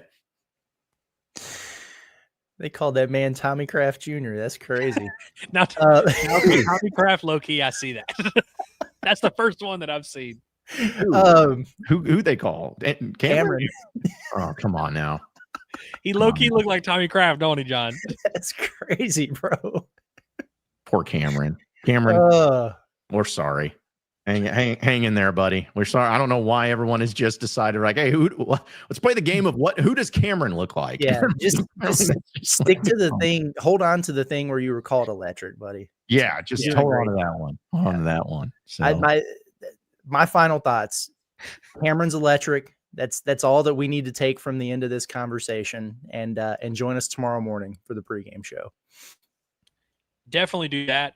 My final thoughts are, I got to get out of here because I got to go to Bomb. I got to watch BP. I got to watch In and Out. I got to see what this squad's got going on, and I got to investigate left field. Looking forward to that. Our guy Cameron, everyone follow Cameron on Twitter because Cameron doesn't even know this yet. But as soon as this scrimmage today ends, Cameron is going to post official stats from the scrimmage. So you're going to know exactly how Big Tuna looked on the mound, how Cole Gibbler looked on the mound, how freshman Mark Brissy looked on the mound, who stood out, how good is Micah Newt. You're going to know all of that if you follow Cameron on Twitter. Simple as that. And do you know his Twitter handle to share it? Yes, I do. Yes, I do. Hold on. It is his Twitter handle is let's see, it is Cameron _SG_ shooting guard. Cameron. That's right. Shooting guard. Yes, for sure. There you go. That's his for Evan and all them tuning in and everything. My final thought is our guy Steven saying, "Let me intern." No. That's my final thought. So appreciate each and every one of you listening in and watching into Inside Arkansas Live. Be sure to subscribe to us here at Inside Arkansas on our YouTube page. And there's a reminder, again, Inside Arkansas football, going to be having content throughout the entire weekend. Got the pregame show starting at 9 a.m. tomorrow. Going to have the postgame following immediately after Arkansas and Arkansas State. And as well as having our, of course, accountability session and the report card and having the devotional all happening shortly after the game or heading into Sunday. It's going to be a weekend chock full of all Razorback football content. So be sure to tap in with us here on Inside Arkansas. Subscribe to our audio podcast wherever podcasts are found, and we'll keep it going from there. So that'll do it for us. For Andrew Ellis, Curtis Wilkerson, as well as intern Cameron, I'm John Neighbors. Same sports show, same sports channel. Next Monday at noon. Have a great weekend, everybody. We'll see you tomorrow morning for our Inside Arkansas football pregame show.